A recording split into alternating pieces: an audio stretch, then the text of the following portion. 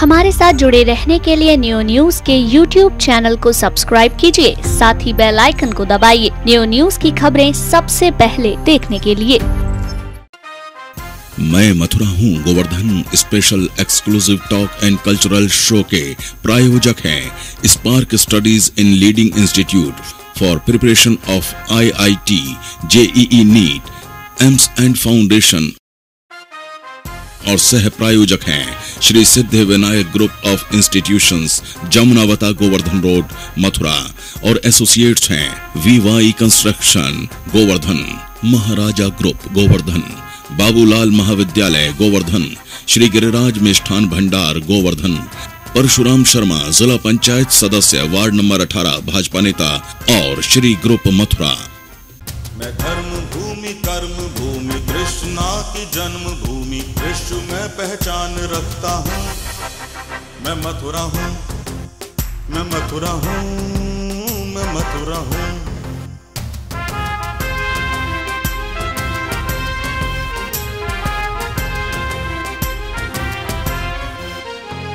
मैं प्रेम हूँ, मैं आस हूँ, मैं श्रद्धा का सैलाब हूँ, हर एक दिल में वास करता हूँ। मैं मथुरा हूँ, मैं मथुरा हूँ, मैं मथुरा हूँ।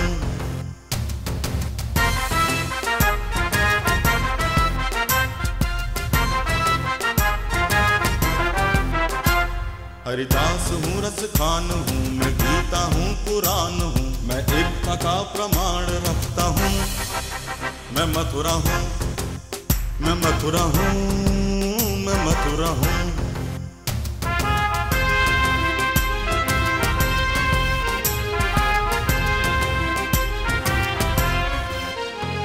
मैं न्याय हूँ, विश्वास हूँ, मैं दुखियों की आवाज हूँ, मैं कंसों का संहार करता हूँ। मैं मथुरा हूँ, मैं मथुरा हूँ, मैं मथुरा हूँ, मैं मथुरा हूँ। नमस्कार, मैं वेद प्रकाश गौतम स्वागत करता हूं आपका न्यू न्यूज की खास पेशकश में मथुरा हूं मैं। आज हमारे अतिथि हैं हरिओम एडवोकेट जी और डॉक्टर राजीव शर्मा। हरिओम एडवोकेट जी भाजपा की विचारधारा से हैं। इन्होंने 2007 में चेयरमैन का चुनाव लड़ा जिसमें हार मिली। इसके अलावा ये भाजपा गोवर्धन के नगर अध्यक्ष रह चुके हैं, जिला समिति के सदस्य हैं, वहीं गोवर्धन विकास मंच के संयोजक हैं और मुरारी कुंज विद्या मंदिर के संस्थापक हैं। डॉक्टर राजीव शर्मा 1997 से कांग्रेस से जुड़े हुए हैं। कांग्रेस गोवर्धन के ब्लॉक अध्यक्ष, जिला कांग्रेस कमेटी के महामंत्री और कांग्रेस कमेटी बुद्धिजीवी प्रकोष्ठ के अध्यक्ष रह चुके हैं। इसके अलावा विभिन्न संस्थाओं से जुड़े हुए हैं। 2002 में व्यापार मंडल के नगर अध्यक्ष रह चुके हैं। ब्राह्मण सभा में महामंत्री रह चुके हैं। इनका गोवर्धन में श्री गिरिराज नर्सिंग होम के नाम से हॉस्पिटल है। इन अतिथियों के साथ वार्ता का क्रम आगे बढ़ाने के लिए हमारे साथी मोहित चतुर्वेदी जी यहाँ सामने प्रस्तुत हैं। जी मोहित जी। धन्यवाद वेद जी। डॉक्टर साहब, पहले मेरा प्रश्न आप ही से है। एक ज्वलंत मुद्दा इस समय चल रहा है और ख़ास तौर से मथुरा से इसके तार ज़्यादा जुड़े हुए हैं, भ्रूण परीक्षण को लेकर। कई बार ये खबरें आपके भी सामने आती होंगी। अब क्योंकि आप एक स्वास्थ्य केंद्र का संचालन भी करते हैं, इसको आप किस नज़रिए से देखते हैं और गोवर्धन में ये कितना सार्थक हो रहा है? सबसे पहले तो मैं यहाँ उपस्थित जनता को नमस्कार करूँगा, मेरा सादर प्रणाम। दूसरा, मैं न्यू न्यूज़ को इस सफल आयोजन के लिए बधाई दूंगा और शुभकामनाएं दूंगा। पिछले 14 साल से न्यू न्यूज़ मथुरा जनपद की सेवा में लगा हुआ है, दिन दूनी रात चौगुनी प्रगति कर रहा है। मैं उम्मीद करता हूँ, गिरिराज जी से प्रार्थना करता हूँ कि न्यू न्यूज़ इसी तरह से आगे बढ़ता रहे। धन्यवाद। दिन दूनी रात चौगुनी तरक्की करे, जनता की सेवा करे, जनता की जो समस्याएं हैं उनको उजागर करे। आपने बात करी भ्रूण हत्या की। मैं व्यक्तिगत रूप से, जहाँ तक मेरा संबंध है, मैं इसके सख्त खिलाफ हूँ। भ्रूण लिंग परीक्षण, हाँ, मेरा सवाल ये था। हाँ, भ्रूण लिंग परीक्षण के मैं व्यक्तिगत रूप से बिल्कुल खिलाफ हूँ। कई लोग खिलाफत की बात करते हैं, लेकिन अंदरूनी जब पोल खुल करके आती है तो बड़े ही अचरज वाले माहौल सामने आते हैं। बिल्कुल आप ठीक कह रहे हैं। मथुरा में बहुत बड़े स्तर पे ज़्यादातर डॉक्टर्स मैं व्यक्तिगत रूप से जानता हूँ ये कार्य नहीं होता। कोई भी अच्छा डॉक्टर, कोई भी सही डॉक्टर जो सामाजिक होगा, जिसको थोड़ी सी भी लोक लाज होगी, वो इस कार्य को नहीं करेगा। मैं तो खैर बिल्कुल भी नहीं करता। और मथुरा के अधिकांश डॉक्टर इस कृत्य में संलग्न नहीं है। शासकीय स्तर पे, प्रशासनिक स्तर पे भी बड़ी कठोर व्यवस्थाएं हैं और अब तो बहुत ही ज़्यादा कठोर इसके नियम हैं। ये बहुत ही असंभव सा कृत्य हो गया है और मेरी नज़र में तो किसी डॉक्टर को ये करना भी नहीं चाहिए। चलिए, ये एक मेरा निजी प्रश्न था, मुझे लगा क्योंकि आप डॉक्टर पेशे से जुड़े हुए हैं तो ये प्रश्न अवश्य आपसे पूछना चाहिए। जी, हम क्योंकि बैठे हैं गिरिराज धरण की तलहटी में, मुद्दा हमारा मुख्य यहीं से जुड़ा हुआ है।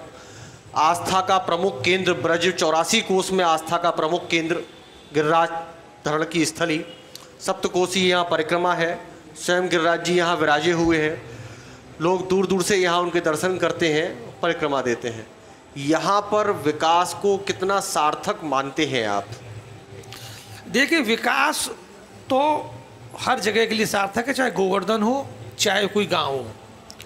गोवर्धन में विकास की बहुत ही व्यापक संभावनाएं हैं। उसके दो कारण हैं। एक तो ये कि गोवर्धन बहुत बड़ा तीर्थ स्थल है, करोड़ों यात्री यहाँ आते हैं। अगर आर्थिक रूप से या रेवेन्यू को रूप से हम गोवर्धन को विकसित करें तो गोवर्धन के विकास के लिए जो आपको पैसा चाहिए वो आप इन परिक्रमार्थी जो आते हैं उन्हीं से आपकी पूर्ति हो सकती है। नंबर 2, गोवर्धन तीर्थ स्थल है, लेकिन गोवर्धन में पर्यटन स्थल बनने की बहुत व्यापक संभावनाएं हैं।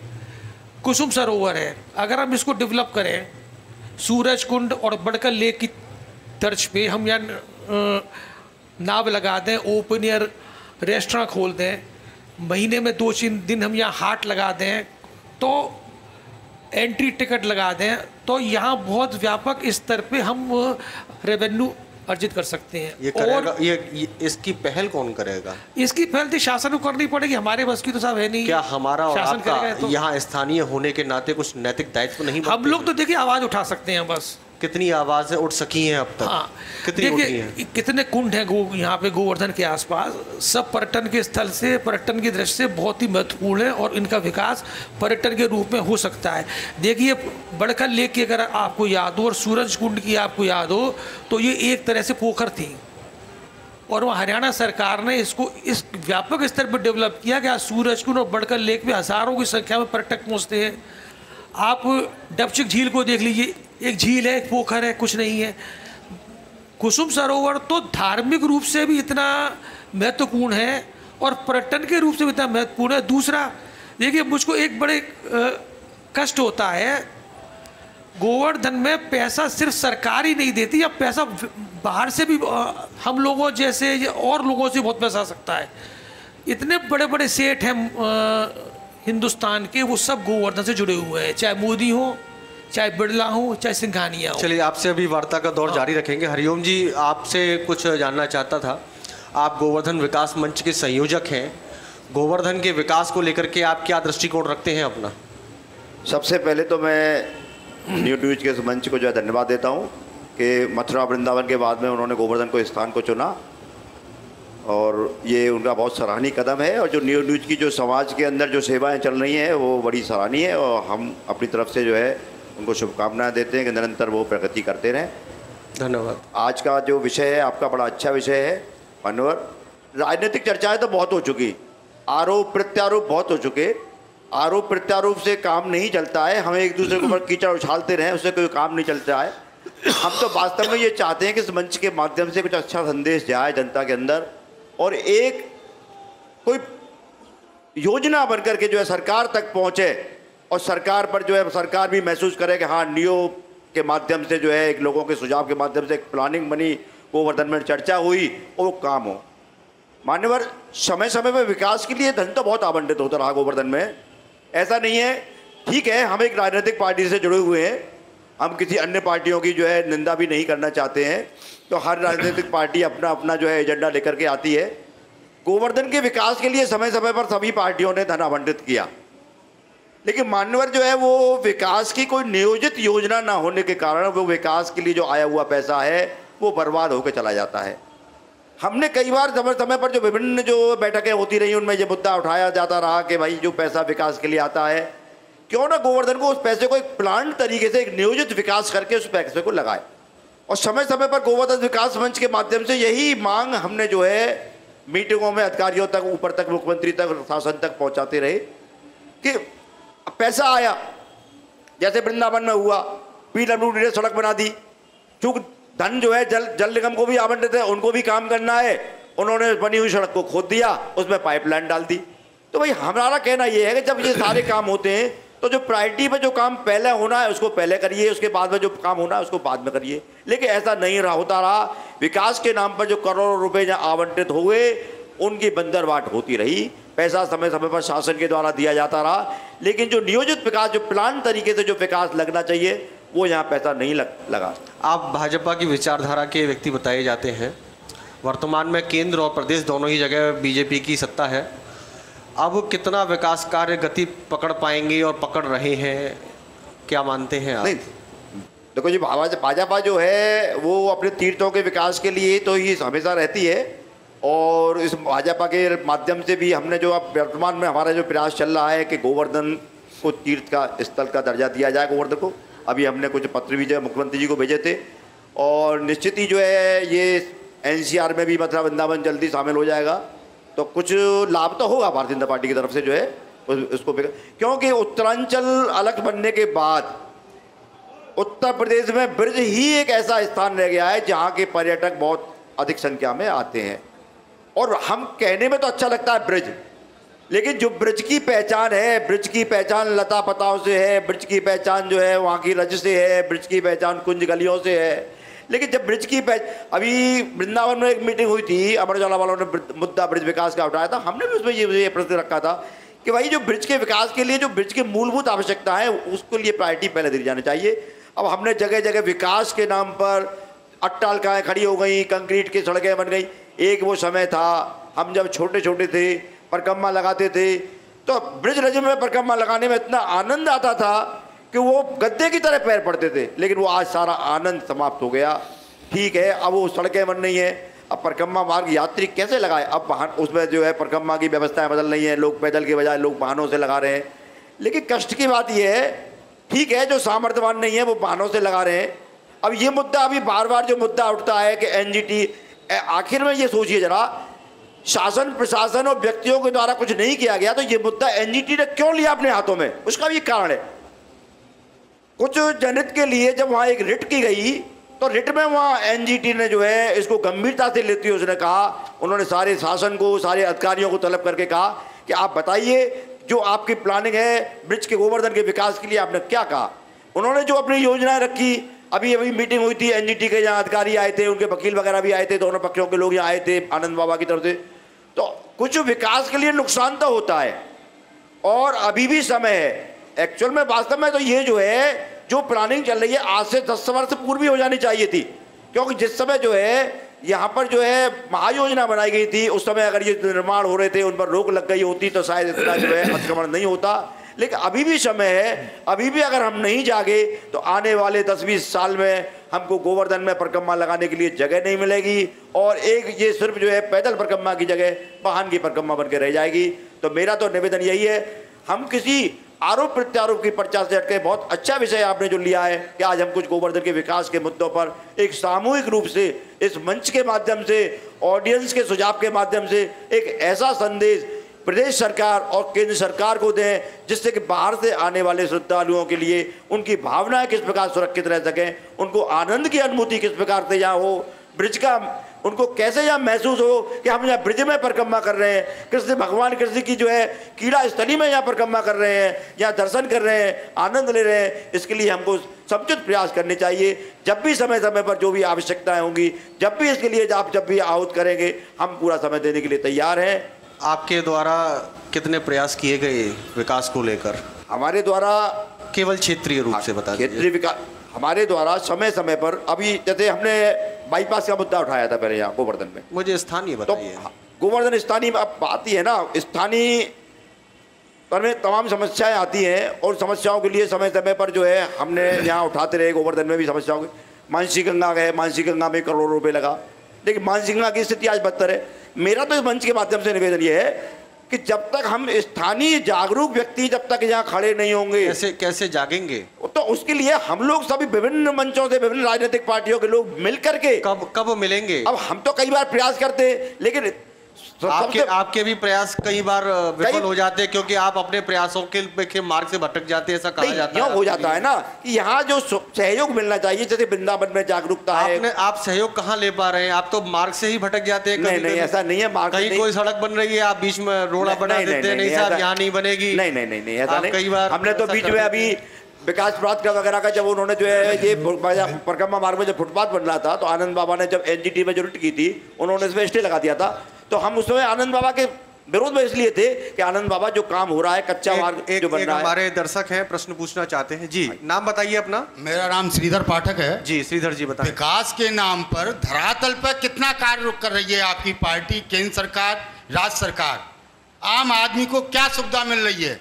आम आदमी कितना खुश है? ये आज आपकी गवर्नमेंट को 6 महीने 4 महीने हो गए, 4-5 महीने, अब तक आपने एक भी विकास की किरण उगाई है? तो ये सबसे बड़ा एक प्रश्न है, हर एक व्यक्ति के मन में यही प्रश्न सबसे पहले, और यहाँ मंच से कई बार अभी हम देख चुके हैं, लगातार सबसे ज्यादा इसी बिंदु पर चर्चा की जा रही है, परंतु कोई सार्थक जवाब नहीं मिल पा रहा है। सवाल आपसे एक उम्मीद, क्योंकि आप वरिष्ठ व्यक्ति हैं, आप समझदार भी हैं, आप शायद इसको बहुत बढ़िया तरीके से बता पाएंगे। बिल्कुल सत्य कहा आपने जो है, लेकिन ये है कि जिस हम जो अव्यवस्था की और विकास नहीं है इसकी बात कर रहे हैं, तो जो अव्यवस्था, जो विकास जो 15 सालों में, पिछले वर्षों में नहीं हुआ, और उसके लिए साथ समय ठीक है प्रयास हुए होंगे, तो आज हम 6 महीने में उसको चाहे कि 6 महीने में एक परिवर्तन गोवर्धन के अंदर आ जाए, तो ये तो संभव नहीं है। अंतर तो दिखना चाहिए। अंतर तो उसके लिए प्रयास हो रहे हैं। अब जैसे अब इसमें कहीं ना कहीं खामियां आती हैं। सड़कों के लिए गड्ढा, उन्होंने जो है योगी जी ने कहा कि 15 जून तक जो है गड्ढा मुक्त सड़कें हो जाओ।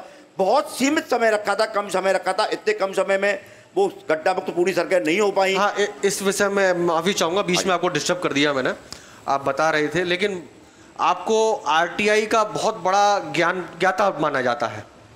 कहा जाता है कि आप आरटीआई का बहुत बखूबी इस्तेमाल कर लेते हैं। 15 जून तक सड़क को गड्ढा मुक्त करने को लेकर के, तो आपने इस विषय में आरटीआई डाल करके नहीं, इस विषय में मैंने आरटीआई नहीं लगाई अभी इस विषय में, क्योंकि वो अब शासन की नीति है, क्या योजना है उनकी। क्यों नहीं कर रही अभी? पार्टी से बिलोंग करते हैं? नहीं, ऐसी कोई बात नहीं है।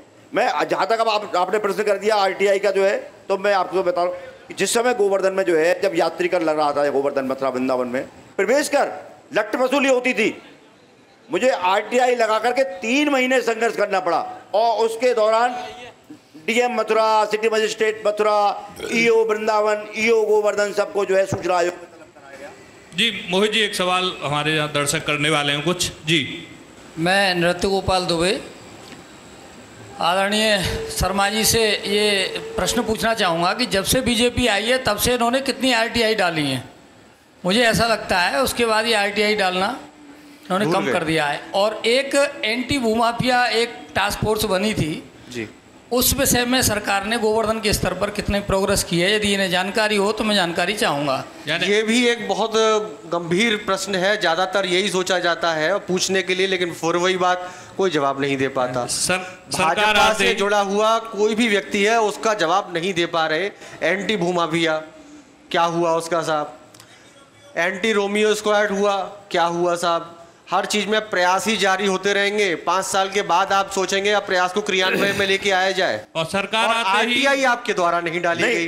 आरटीआई का हथियार भी बंद हो गया। सबसे बड़ा हथियार आपके पास आरटीआई का ही है, ये लोगों के द्वारा कहा जाता है। जी, तो अब इसके बाद में क्यों आपके द्वारा कोई जागरूकता नहीं दिखाई जाए? नहीं, ऐसी बात नहीं है जी। अभी जहाँ तक जो है एंटी रोमियो का सवाल है, एंटी रोमियो जब लगाया गया तब भी उसकी काफी लोगों ने निंदा की, तो ये इसलिए हटा दिया तुरंत? नहीं, हटाया नहीं है। कहाँ दिखाई दे रहा है? वही वाली बात है ना, सरकार कोई अच्छे कदम उठाए और सरकार कुछ कड़ाई करे तो लोगों को, विपक्षियों को निंदा करने का मौका मिलता है। मतलब अच्छे काम में भी निंदा है। स्वयं कह रहे हैं कि कार्य अच्छा है, आप क्यों निंदा देख रहे हैं? नहीं, तो गोवर्धन में जो है, चलो क्या मैं आपको बताऊं, गोवर्धन में ऐसी स्थिति नहीं है अभी गोवर्धन में जो है कि यहाँ इस प्रकार की जो है ये कटु सत्य है कि ये किसी भी जगह पर यदि आप ये बात कहें कि ये जगह नहीं है तो ये गलत है। लेकिन इसके हर जगह पर बिल्कुल सही है आपने कहा, लेकिन ये है कि मतलब ये शासन प्रशासन के साथ में स्थानीय जो है लोगों का संबल भी, लोगों का सहयोग भी बहुत आवश्यक है।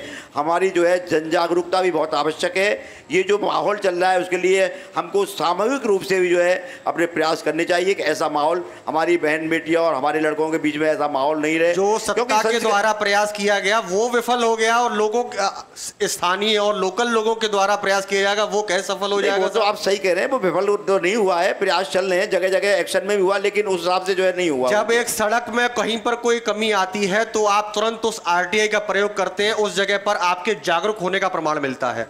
परंतु जब आप जिस पार्टी को बिलोंग करते हैं, जिसका समर्थन करते हैं, उस सत्ता के दौरान उस सत्ता व्यवस्थापकों के द्वारा कोई व्यवस्था की जाती है और उसे हटा दिया जाता है, तब वो आरटीआई का हथियार आपका क्यों चूक जाता है, क्यों गायब हो जाता है, ये समझ में नहीं आता। जी मोहित जी, नियो न्यूज की इस एक्सक्लूसिव टॉक शो में मथुरा हूं मैं। अब वक्त हो चला है एक ब्रेक का। ब्रेक के बाद आपके इस सवाल का इनसे हम जवाब मांगेंगे। ब्रेक के बाद सवाल जवाबों का यह क्रम जारी रहेगा। देखते रहिए नियो न्यूज। मैं मथुरा हूँ, मैं मथुरा हूँ, मैं मथुरा हूँ। मैं मथुरा हूँ Govardhan special exclusive talk and cultural show के प्रायोजक हैं Spark Studies in leading institute for preparation of IIT, JEE NEET, AIIMS and foundation और सह प्रायोजक हैं Shri Siddh Vinayak group of institutions, Jamunavata, Govardhan road, Mathura और एसोसिएट्स हैं VY construction Govardhan, Maharaja group Govardhan, Babulal Mahavidyalaya Govardhan, Shri Giriraj Mishthan Bhandar Govardhan, Parshuram Sharma जिला पंचायत सदस्य वार्ड नंबर 18 भाजपा नेता और श्री ग्रुप मथुरा। मैं मथुरा हूँ, मैं मथुरा हूँ, मैं मथुरा हूँ। दर्शकों, नियो न्यूज की इस खास पेशकश मैं मथुरा हूं में सवाल जवाबों का क्रम लगातार जारी है। आज हमारे मेहमान हैं भारतीय जनता पार्टी से हरिओम एडवोकेट और डॉक्टर राजीव शर्मा, जो कि कांग्रेस से जुड़े हुए हैं।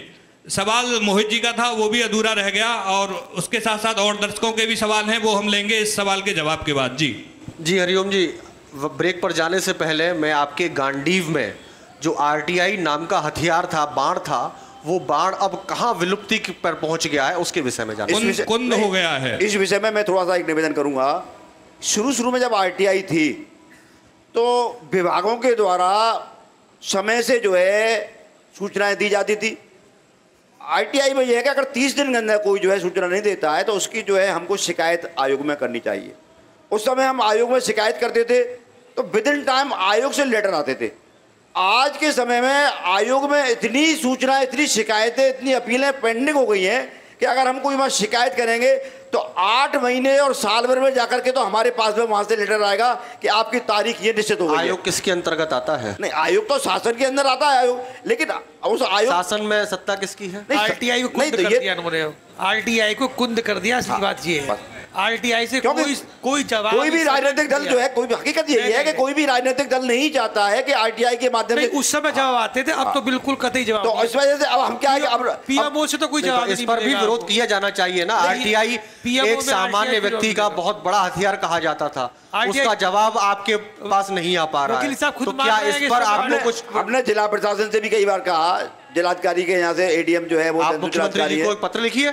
लिखा कई बार लिखा उनको पत्र, लेकिन वो भी जो है जिला प्रशासन से सूचना नहीं मिलती है उनकी। अब सवाल ये है कि अच्छी बात है ये आरटीआई। जी मोहित जी, हरिओम जी की बातों से जाहिर है कि भारतीय जनता पार्टी की जो सरकार है उसमें आरटीआई का हथियार कुंद हो चुका है। इस बीच हमारे एक दर्शक और कोई अपना सवाल लेकर खड़े हुए हैं। जी, मैं जगदीश गोकुलिया, मैं इसी गोवर्धन गांव से हूँ। सवाल किससे है? सवाल मेरा दोनों से है, जो गणमान्य व्यक्ति बैठे हुए हैं। यहाँ विकास के नाम पर आपको नहीं लगता कि एक अच्छा हॉस्पिटल होना चाहिए? डॉक्टर साहब, आप काफ़ी दिन से अपना हॉस्पिटल को चला रहे हैं, आपके पास में एक अल्ट्रासाउंड की मशीन नहीं होगी मेरे ख्याल से। है भैया, हो गई है, 10 साल से है। मुझे नहीं लगता, हमें मथुरा जाना पड़ता है। क्यों? अच्छा, क्या उसकी रिपोर्ट ठीक नहीं आती है? आप पे विश्वास नहीं है लोगों का? जो सुविधाएं होती हैं वो होती है जगह के हिसाब से। गोवर्धन के बाद आदमी मथुरा जाता है, मथुरा नहीं संतुष्ट होता वो फरीदाबाद जाता है, फरीदाबाद संतुष्ट नहीं होता वो मेदांता जाता है। मैं एक मिनिमम रिक्वायरमेंट की बात कर रहा हूँ। मिनिमम मेरे 10 विषय में पिछले 3-4 साल में काफ़ी यंग डेथ हुई हैं उनको एक इनिशियल जो मेडिसिन चाहिए होती है ना वो भी नहीं मिल पाती है। मथुरा जाते जाते आदमी खत्म हो जाता है। जी, चिकित्सा सुविधाओं की बात यहाँ पर उठाई गई है। भारतीय जनता पार्टी के यहाँ से मंत्री भी हैं, अब तो आपकी तरफ भी जाता है ये सवाल। डॉक्टर साहब का तो जैसा है वैसा नहीं, बड़ा अच्छा प्रश्न किया है और इस संबंध में जो है हमने विधायक जी से भी कहा है, विधायक जी यहाँ का जो अस्पताल है उसके अपग्रेड कराने के लिए आप प्रयास करें। ये भी जो हॉस्पिटल बना है, उस समय हमारे रमापत शास्त्री जी जो है उस समय मंत्री थे, जब पहले भाजपा की सरकार थी, उस समय हमने एफर्ट्स किए कि गोवर्धन में सरकारी अस्पताल नहीं, क्योंकि जो अस्पताल चलता था बहुत कम जगह में चलता था, तो एक ग्राम समाज की जमीन एक्वायर कराई, वहाँ दिलवाई, उनके द्वारा ये हॉस्पिटल हुआ। एक्चुअल में ये 30 बेड का जो हॉस्पिटल है उस हिसाब से यहाँ व्यवस्थाएं नहीं है। अगर व्यवस्थाएं पूर्ण हो जाएं, कि मात्र पहले 2 डॉक्टर थे, अब 1 डॉक्टर है, यहाँ जो सुविधा, तो हमने विधायक जी से कहा है, विधायक जी शासन स्तर से जो भी इसके लिए एफर्ट्स हों, आप हमसे लंबी लिखापढ़ी करने को तैयार है, साथ चलने को तैयार है, शासन स्तर से इसके जितने भी हो, क्योंकि गोवर्धन एक महत्वपूर्ण जगह है और यहाँ बहुत जरूरी है। मैं आपको एक जो है बताना चाहूँगा कि कुछ समय पहले की बात है कि मतलब ये यहाँ पर जो है एक प्रेमपाल सिंह बंदी वाले थे, जब वो उनको अटैक पड़ा तो उनको जो है बोले चलो भैया हम लोकल में दिखा लेते हैं। तब वो लोकल जो है यहाँ हमारे जो है सब्जी मंडी के पास शर्मा जी थे, शर्मा जी को दिखाने के लिए ले गए। चूंकि पूर्णमासी का समय था, उन्होंने कहा भाई इसको मथुरा ले जाइए। अगर गोवर्धन में वास्तव में गोवर्धन में अगर सुविधा होती तो उनको, तो मथुरा जैसे ही वहाँ से वापस हुए, दानघाटी के मंदिर के पास इतना जाम मिला, उस जाम में उनकी गाड़ी नहीं निकल पाई और आखिरकार ये हुआ कि उनका जो है यहीं स्वर्गवास हो गया। और वो अगर जो है गोवर्धन में अच्छा हॉस्पिटल होता तो शायद उनको सुविधा मिल जाती। तो ये तो बहुत बड़ा दुर्भाग्य है। अब तो विधायक आपके, सांसद आपके, केंद्र में, राज्य में निश्चित प्रयास करेंगे इसके लिए। मोहित जी, मेरा एक सवाल है, बहुत ही दुखद है इलाज के अभाव में मरीजों का मरना, लेकिन यहाँ तो बगैर हॉस्पिटल के मरीज मर रहे हैं, लेकिन प्रदेश में जहाँ आपकी सरकार है वहाँ तो हॉस्पिटलों के अंदर बच्चे मर रहे हैं। डॉक्टर साहब आप बताइए कि क्या कारण हो सकते हैं इसके पीछे, और आप सफाई अगर दे सकते हो इस पे तो दीजिए। गोरखपुर के बारे में, गोरखपुर और भी जगह पर भी इस प्रकार के पकड़। जी हरिओम जी, क्या कारण है जहाँ इतने अच्छे हॉस्पिटल आपके सरकारी के संचालन में दुविधा है, या ऑक्सीजन नहीं खरीद पा रहे हैं? नहीं, जैसे ऑक्सीजन का मुद्दा उछला था वो तो डॉक्टर साहब मैं ये चाहता हूँ आप इस सवाल को जरा और मॉडिफाई कर दीजिए अपनी चिकित्सीय भाषा में। इस सवाल को जरा बताइए, क्या कारण रहा वहाँ मरीजों की जो मौत हुई है, बच्चों की मौत हुई है जो? देखिए, सबसे बड़ा कारण है तो डॉक्टर्स का अभाव है। आप बिल्डिंग बना सकते हैं, बहुत बड़ा अस्पताल बना सकते हैं, बहुत सब डिपार्टमेंट खोल सकते हैं, लेकिन जितना बड़ा डिपार्टमेंट होगा, जितना बड़ा हॉस्पिटल होगा, उतना ही बड़ा आपको डॉक्टर चाहिए होगा। डॉक्टर्स आते नहीं है गाँवों में और सरकार के पास डॉक्टर बिल्कुल है नहीं। अब ये CSC है, कायदे में सब सुविधाएं हैं, लेकिन डॉक्टर्स इनके पास नहीं है। जिला अस्पताल है, जिला अस्पताल में सिर्फ 1 अल्ट्रासाउंड मशीन है, 1 डॉक्टर अल्ट्रासाउंड करते हैं, 4-4, 6-6 महीने की वेटिंग वहाँ मिलती है, जबकि 3-4 अल्ट्रासाउंड होने चाहिए। CSC में कोई अल्ट्रासाउंड मशीन है नहीं। सवाल ये है कि सिर्फ अस्पताल बनाने से या सिर्फ बिल्डिंग बनाने से कुछ नहीं होगा, जब तक योग्य डॉक्टर्स वहाँ नहीं होंगे। जैसे उन्होंने सवाल किया कि साहब यहाँ एंजियोप्लास्टी वाला डॉक्टर तो यहाँ आएगा नहीं, एंजियोग्राफी वाला डॉक्टर तो आएगा नहीं। इतनी मरीजों की संख्या भी तो नहीं होगी ना, सीधे एंजियोग्राफी ही लेंगे। हाँ, प्राथमिक चिकित्सा यदि उपलब्ध हो जाए समय पर तो बहुत जाने बचेंगे। जो सीरियस पेशेंट है उसको तो मथुरा या आगरा या दिल्ली जाना ही पड़ेगा। हरिओम जी, अब जो मेरा सवाल था वो अब आपकी तरफ आ चुका है कि ऐसे अस्पतालों से कैसे इलाज करेंगे आप? नहीं, बहुत अच्छा प्रश्न है आपका जो है, और निश्चित ही इसके लिए प्रयास होने चाहिए। तो डॉक्टर साहब ने जैसा कहा वो सत्य है बिल्कुल, जो है हॉस्पिटल में डॉक्टर्स की कमी हो। पहले सब ये नहीं कि भारतीय जनता पार्टी की सरकार आने पर ही ये कमी हुई हो, ये पूर्व सरकारों में ही जो है कई विभागों में जो है कमियां चल रही है। जब शुरू से कमी चली आ रही थी तो कोई भर्ती की प्रक्रिया नहीं, उसकी प्रक्रिया होगी। एक्चुअली क्या है कि सरकार को जो है अपने बजट के साथ में कुछ आर्थिक व्यवस्था है, अभी जैसे ये जो है ऋण माफी की जो घोषणा करनी पड़ी, उसके लिए व्यवस्था करनी पड़ी, क्योंकि जनता के अंदर ये हो गया है कि जनता कुछ वोट देने के साथ में आज एक मानसिकता ये बन गई है, जनता अपना तत्काल लाभ चाहती है, और ये चूंकि जो है ये घोषणाएं पहले से होती रही है। जी मोहित जी, लाभ जरा बाद में मिलेगा, एक सवाल हमारा यहाँ से आने वाला है फिर से। जी, ये बीजेपी से भी जुड़े हुए हैं और एक सामाजिक संस्था NGO भी चलाते हैं। यहाँ परिक्रमा मार्ग में हजारों लोग भीख मांगते हैं, उनके लिए ये कहाँ तक प्रयासरत हैं? हरिओम जी, ये भी सवाल आप ही के लिए है। मैं श्रीधर जी के सवाल से सहमत हूँ, बड़ा अच्छा प्रश्न किया है, और समय समय पर जो प्रशासन के द्वारा यहाँ पे मेले की मीटिंगें ली जाती हैं और उसमें जो है हमने ये प्रश्न भी कई बार उठाया और लोगों ने भी उठाया। क्योंकि ये बाहर से एक्चुअली क्या है, वास्तव में जो यहाँ के जो स्वरूप है बिगड़ रहा है, इसके लिए प्रयास होना चाहिए। और हम तो ये चाहते हैं, ऑडियंस में जो हमारे भी जो जागरूक नागरिक हैं सब चाहते हैं सब मिलकर के वास्तव में इन समस्याओं के लिए हम प्रशासन को लेकर संघर्ष करें। जो भी है ये सारी बातें गोवर्धन के लिए होनी चाहिए, हम इससे सहमत हैं। और ये यहाँ का स्वरूप तभी बनेगा, सब करेंगे, सबको करना चाहिए, सबको आगे बढ़ना चाहिए, लेकिन पहला कदम बढ़ाएं। हम पहला कदम बनाने के तैयार है। कब बढ़ेगा आखिर ये पहला कदम? हम तो कल ही इसके लिए लिखापढ़ी कर देंगे। आप इतने समय से एनजीओ चला रहे हैं, आप इतने समय से लगातार कर्तव्यनिष्ठ व्यक्ति के तौर पर काम कर रहे हैं। मीटिंग में उठाया था इस प्रश्न जो है, कितनी बार मुद्दा उठ चुका है, लेकिन उस पर क्रियान्वयन में क्यों नहीं लाया गया उसमें? मान्यवर, अभी इसी मंच पर जो है कुछ समय पूर्व जो है अतिक्रमण की काफी चर्चा हुई। कई बार हमने अतिक्रमण के संबंध में कहा, अधिकारियों के साथ में वार्ता करके कहा कि गोवर्धन के अंदर जो है कुछ यातायात की व्यवस्था है, कुछ प्लानिंग होनी चाहिए। मान्यवर, एक निवेदन जरूर मैं करना चाहूँगा, कुछ कामें जो है सरकारें भी करती हैं, कुछ कार्य जो है जनता करती है, और ये नहीं कि सरकार जो है प्रदेश में बैठी है, वो केंद्र में बैठी है वही सरकार है। जो छोटे छोटे स्तर पर जो ग्राम समाज है, नगर पंचायत है, ये जो बॉडी है ये भी अपने में एक सरकार है। तो यहाँ के जो चुने हुए नुमाइंदे हैं 5 वर्ष का जो भी चुन करके आते हैं, उनके कार्यकाल अपना पूरा करके चले जाते हैं, उनको प्रयास करने चाहिए। ऐसा नहीं है कि उनके एक्ट में ये प्रावधान नहीं दिए हुए हो, हर प्रकार के नगर पालिका एक्ट में प्रावधान दिए हुए हैं कि आप अतिक्रमण के खिलाफ जो है आप कार्रवाई करें, भिक्षावृत्ति के खिलाफ कार्रवाई करें, लेकिन करेगा मैं इसको विकास नहीं मानता हूं। मोहित जी, सरकार का पैसा लगाना कोई विकास नहीं है। सरकार का पैसा आता है, सरकार का पैसा लग जाता है। हरिओम एडवोकेट जी, हरिओम जी, आपसे मेरा ये सवाल है कि गोवर्धन में बहुत सारी समस्याएं हैं, आप गोवर्धन विकास मंच के संयोजक हैं, यहाँ भिक्षावृत्ति की समस्या है, लाइन से भिखारी बैठे रहते हैं, मंदिरों में बहुत सारी समस्याएं हैं, मंदिरों में बहुत सारे ऐसे काम होते हैं जो ना तो मंदिरों के अनुकूल हैं, ना गोवर्धन की छवि के अनुकूल हैं। बहुत सारी इस तरह की बिल्डिंग्स हैं जो गोवर्धन की छवि को जो होनी चाहिए, जो लगनी चाहिए, वो नहीं लगती है उससे। इसको लेकर आपने कितनी आरटीआई डाली है, कितने आपने जवाब मांगे हैं? बहुत से लोग तो ये भी कहते हैं आप अपनी आरटीआई जो आपने हथियार बना रखा है उसका इस्तेमाल भी आप गलत तरीके से करते हैं, लोगों को डराने धमकाने। लोग ये कहते हैं, हम नहीं कह रहे ये बात को, लोगों का कहना है कि आप आरटीआई का इस्तेमाल कभी कभी तो ब्लैकमेलिंग तक के लिए कर देते हैं। क्या सर आप कहना चाहेंगे? मान्यवर, कहने वाले क्या कहें, बुराई तो कृष्ण की भी और राम की होती थी, लेकिन कोई उदाहरण तो दे इस बात का जो है। यही तो व्यक्ति जो है कहने वाले, किसी कार्य करने वाले व्यक्ति का मनोबल गिराते हैं। इस बात का कोई एक उदाहरण भी पेश कर दे इस बात का कि अगर हरिओम शर्मा ने किसी से आरटीआई लगा करके ब्लैकमेल किया हो, हमने आरटीआई लगा करके उसको मंजिल तक पहुंचाया। गोवर्धन के नगर पंचायत के कर्मचारियों का जो है उस संबंध में हमने आरटीआई लगाई महोदय। सन 70 से जो है कर्मचारियों का जो है सैलरी तैयार तक नहीं थी, लखनऊ तलब कराया, पूरा रिकॉर्ड तलब कराया, 25,000 रुपए का ईओ पर जुर्माना कराया। तो कुछ आरटीआई से उपलब्धियां होती है। अब आरटीआई पर हर आदमी जो है नेगेटिव सोच के कहने वाला आदमी के आरोप लगा दे, तो आरोप लगाना तो आसान है। आप कुछ पॉजिटिव बता दिए जो आरटीआई के तहत गोवर्धन को आपके जरिए हासिल हुआ हो। मैं बता रहा हूँ ना आपको, जो है गोवर्धन में मैं जो प्रवेश कर गोवर्धन में यात्री कर लगता था, लठ वसूली होती थी। मैं झूठ नहीं बोल रहा हूँ आपसे, मेरे पास रिकॉर्ड मौजूद है।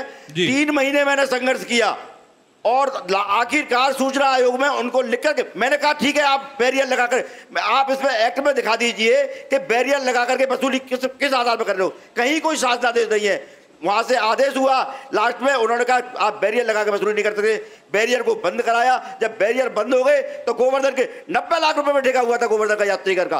गोवर्धन के ठेकेदार ठेका छोड़ के भाग गए। मान्यवर, कुछ समय पहले गोवर्धन में यात्रीकर भी लगा था। मान्यवर, हमारे राज्यपाल उस समय आए थे तत्कालीन, उन्होंने कहा भाई गोवर्धन में इतना बड़ा यात्री आता है, 25 पैसे के साथ उन्होंने यात्रीकर लगाया, उसको बढ़ा करके फिर 1 रुपया यात्रीकर कर दिया। सोच अच्छी थी, चूंकि वो यात्रीकर नगर पंचायत को वसूल करना था, वो यात्रीकर 1 रुपया जो यात्रीकर है वो नगर पंचायत की यात्री स्वयं की आमदनी बनकर के रह गया। यात्रियों के, श्रद्धालुओं के विकास की तरफ ध्यान नहीं गया। आखिरकार शासन से वो यात्रीकर भी यहाँ समाप्त करना पड़ा। तो मेरा तो निवेदन ये है कि विकास के लिए आप इस मंच से माध्यम से मैं कह रहा हूं, ऑडियंस से भी निवेदन कर रहा हूं, जो भी व्यक्ति जागरूक, जिस स्तर तक जहां तक जाना चाहे, जो लिखा पढ़ी करना चाहे, संघर्ष जो भी करना चाहे, हरिओम शर्मा उनके साथ सदैव तैयार है। और समय समय पर हम तो प्रशासन से जो है मेलों की व्यवस्था पे हम अपनी बात रखने के लिए हम कभी नहीं चूके। मान्यवर, हरिओम जी एक निवेदन करना चाहूंगा, जैसे कि आपने कहा अभी ब्रिज विकास बोर्ड बना है, कुछ सुझाव मांगे गए थे, तो मैंने तो हमको भी कुछ नैतिक जिम्मेदारी अपनी लेनी चाहिए कि बाहर से आने वाला यात्री आ रहा है तो उसकी व्यवस्थाएं जो है सरकार करे, वो करे। हम क्या कर रहे हैं? तो मैंने उसमें अपना एक प्रश्न ये रखा था, ब्रिज विकास बोर्ड में रखा था उसमें मीटिंग में, कि यहां ब्रिज के अंदर जितने भी हमारे जो देव स्थान हैं, मंदिर हैं, कम से कम 500 मीटर के दायरे में उनकी जवाबदेही तय होनी चाहिए कि श्रद्धालुओं के लिए जन सुविधाएं, पेयजल, सफाई, ये सारी व्यवस्थाएं वो करें, इससे कोई उन पर घाटा नहीं आएगा। मोहित जी, आपकी तरफ से आखिरी सवाल और बहुत अच्छा आपका एक विचार रहा जो आपने वहां उठाया और रखा भी। एक मेरी जिज्ञासा है, यहाँ के लोगों की भी जिज्ञासा है कि दानघाटी मंदिर पर जो उनके सामने दुग्धाभिषेक करने के लिए दूध मिलता है, इसकी गुणवत्ता आपके हिसाब से कैसी है? बिल्कुल गलत है सर। और मैं तो एक मंच के माध्यम से निवेदन करना चाहूंगा, मंच के माध्यम को छोड़िए, आपका थोड़ी देर पहले ये कहना था कि हमारा नैतिक दायित्व बनता है, आपका नैतिक दायित्व उस वक्त कहाँ चला गया? आपने अभी तक आवाज क्यों नहीं उठाई? खूब उठाइए था, क्या हुआ उसको? खूब ऐसी आवाज का क्या होगा साहब? जब अपने घर के अंदर आप आवाज उठा लें उसमें कुछ हो नहीं पाएगा, बैठे रहोगे, काम वही होना है जो उन्होंने सोच रखा है। वो ठीक है आप जो कह रहे हैं, लेकिन ये नैतिक दायित्व जो है लोग महसूस नहीं कर रहे, राजी से नहीं मानेंगे। ये प्रशासनिक डंडे का जोर जरूर चलेगा, जब तक वो नहीं चलेगा यहाँ पर जो है ये व्यवस्था बंद नहीं होगी। लोगों ने अपना जो है बाहर से, मैं एक बात कहता हूँ मानवर, राजस्थान से अभी 2 महीने पद यात्राएं चली, लोग सैकड़ों किलोमीटर दूर से यहाँ पैदल लेट करके पद यात्राएं देते हुए आए। गिरिराज जी के प्रति उनका भाव है, घोर गंदगी में, घोर अतिक्रमण में यहाँ उन्होंने अपनी परिक्रमा दी। लेकिन हम स्थानीय लोगों को जो है सोचना चाहिए कि हमारे आने वाला देवता है, किसी न किसी रूप में हमको देता है। धन्यवाद हरिओम जी, धन्यवाद डॉक्टर राजीव शर्मा जी, बहुत बहुत शुक्रिया आपका हमारे इस एक्सक्लूसिव टॉक शो में आने के लिए। आप दर्शकों, आप देख रहे थे नियो न्यूज का एक्सक्लूसिव टॉक शो। मैं मथुरा हूं, आज हमारे साथ रहे हरिओम एडवोकेट जी जो कि भारतीय जनता पार्टी से हैं, डॉक्टर राजीव शर्मा जो कि कांग्रेस से हैं। इनसे बातचीत की हमारे संवाददाता मोहित चतुर्वेदी जी ने, बहुत सारी समस्याओं को लेकर बात की, गोवर्धन में व्याप्त बहुत सारी ऐसी चीज़ों को लेकर बात की जिनमें सुधार हो जाना चाहिए था लेकिन नहीं हुआ। भारतीय जनता पार्टी के प्रतिनिधि होने के नाते डॉक्टर हरिओम एडवोकेट जी ने जवाब देने का प्रयास किया, लेकिन बहुत सारी चीज़ें ऐसी रहीं, बहुत सारे सवाल इस तरह के भी रहे जो अनुत्तरित रहे, जिनका जवाब नहीं मिला। तो सवाल जवाबों का यह क्रम में मथुराओं के इस मंच पर लगातार जारी रहेगा। आगे और भी इस तरह के मेहमान आएंगे जिनसे हम इस संबंध में बात करेंगे। तो देखते रहिए नियो न्यूज की ये खास पेशकश। मैं मथुरा हूँ। मैं धर्म भूमि, कर्म भूमि, कृष्णा की जन्म भूमि, विश्व में पहचान रखता हूँ। मैं मथुरा हूँ, मैं मथुरा हूँ, मैं मथुरा हूँ।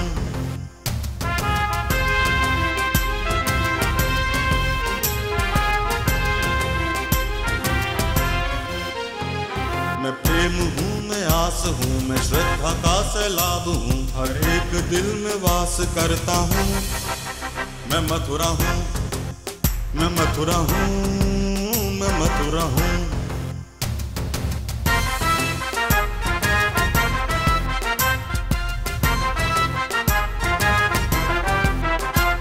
हरिदास हूँ, रस खान हूँ, मैं गीता हूँ, पुराण हूँ, मैं एकता का प्रमाण रखता हूँ।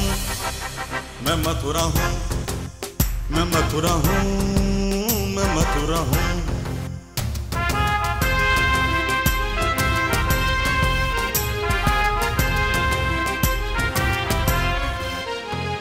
मैं न्याय हूँ, विश्वास हूँ, मैं दुखियों की आवाज हूँ, मैं कंसों का संहार करता हूँ। मैं मथुरा हूँ, मैं मथुरा हूँ, मैं मथुरा हूँ, मैं मथुरा हूँ।